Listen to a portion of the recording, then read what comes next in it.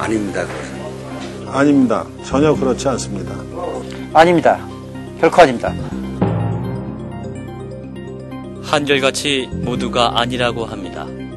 결코 아니라고 합니다. 수도권 2,300만 주민들이 마시고 있는 팔당 상수원.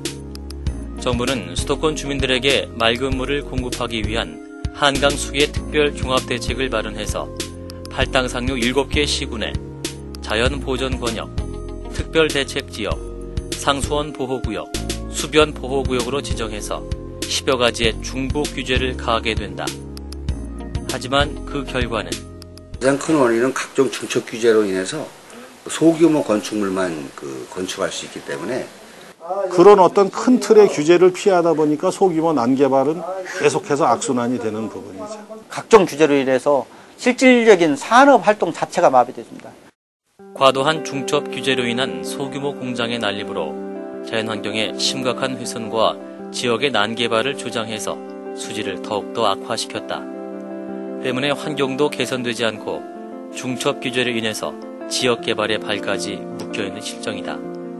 소규모의 그 생산 시설을 갖춘 자들이 어떤 그 배출 시설이나 이런데 어떤 그 자본도 많고 그러질 않기 때문에 아주 열악한 그런 시설을 할 수밖에 없고 또 그 시설을 운영하는 어떤 기술 인력이나 이런 것도 제대로 거기에 배치를 할 수 없고 상수원을 지키게 만든 규제가 오히려 수질을 악화시키는 올무가 되고 말았다.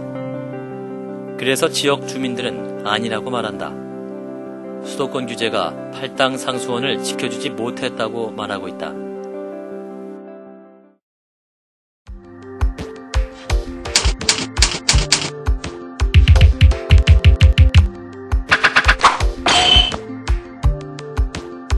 규제 완화, 곧 이어서 팔당 상수원 오염을 뜻합니다. 그러나 구덕이 무서워 장을 못 닫는 말이 있습니다.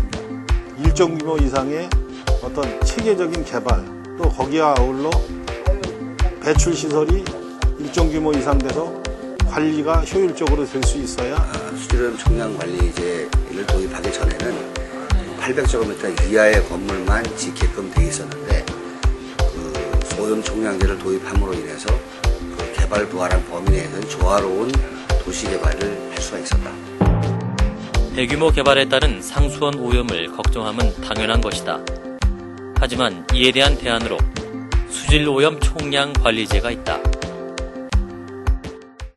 수질오염 총량 관리제란 자치단체별로 목표 수질을 설정한 뒤 이를 달성하고 유지할 수 있도록 오염물질의 배출 총량을 관리 또는 규제하는 제도다.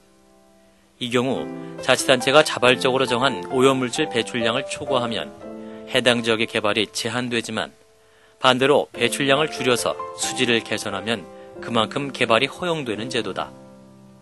서울시에 가장 근접해 있는 광주시는 개발에 대한 외부 요구가 많아져서 전국 최초로 수질오염 총량 관리제를 도입해서 현재 2010년까지 상수도 1단계 확장 사업이 진행 중이다.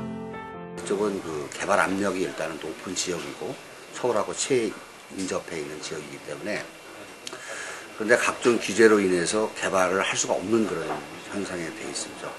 환경부에서 물환경 기본계획에 의해서 오염 총량 관리제를 도입하면은 그 총량 범위 내에서 지구단이라든지 공동주택 건설 때 또 나머지 일반적인 규제를 풀어주는 거죠.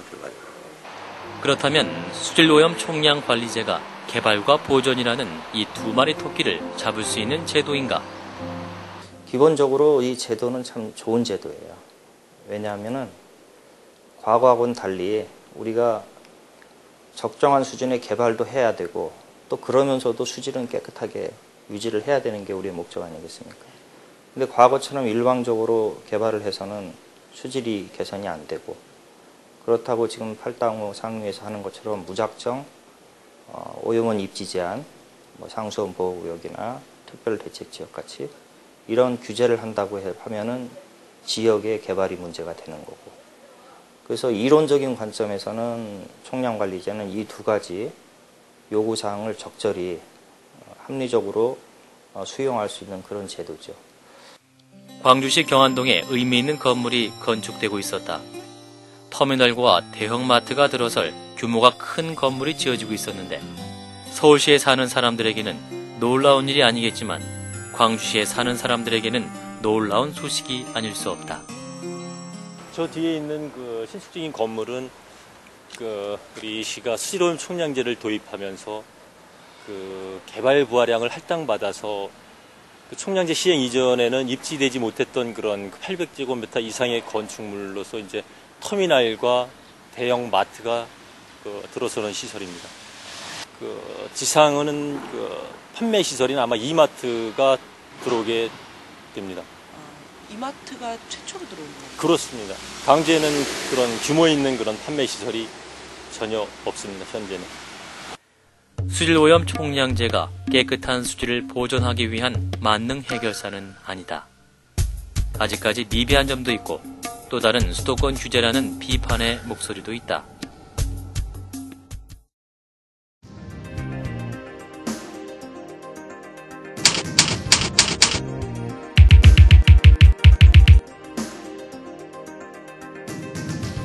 체계적인 개발을 할 수 있게끔 해줘야지만이 오염도 방지를 하고 지역의 그 체계적인 개발이 될 텐데 지금 정부에서는 천문학적인 숫자에 예산을 쏟아붓고 있지만 팔당 상수는 해가 갈수록 악화됐다, 조금 개선됐다, 이렇게 오락가락하는 수치지 그렇게 획기적인 어떤 그 수질 개선에 대한 것들은 저희 상류 주민들도 느끼지 못합니다. 그 물리적인 어떤 그런 강압이나 어떤 그 규제를 통해서 수질이 좋아진다고 보진 않거든요. 얼마 전 놀랄만한 조사가 발표됐다. 1998년부터 2005년까지 시행한 한강특별대책으로 팔당 상수원에 3조 3,354억 원이 투입됐지만 지난 1997년 수준으로 후퇴한 것으로 나타났다. 즉 수년간 돈을 퍼붓고도 팔당 상수원의 수질은 되레 악화되었다는 결과였다. 결국 팔당 상수원 주민들은 수질 보존이라는 중첩 규제 속에서 무조건적인 희생만 치르며 살아왔다는 얘기다. 그럼 지금 행하고 있는 규제가 정말 타당한 거냐? 너무 과도하지는 않느냐? 제 생각에는 일부 과도한 측면이 있어요. 왜냐하면은 실제 그 상수원에 미치는 그 수질에 미치는 영향 이상으로 그 규제 범위가 넓다든가 하는 그런 측면은 있기 때문에.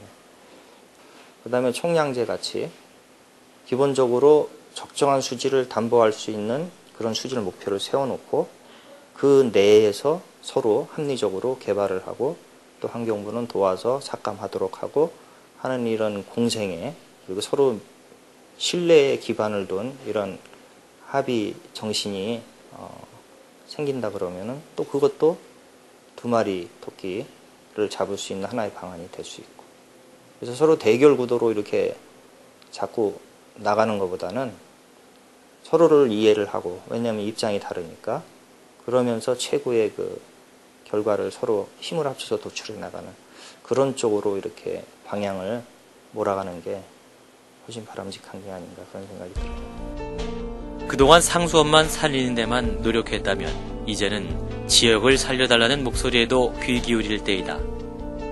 상수원도 살고 지역 개발을 통한 지역 주민들도 사는 상생의 원리, 즉 서로가 윈윈할 수 있는 규제 개선이 필요할 때이다.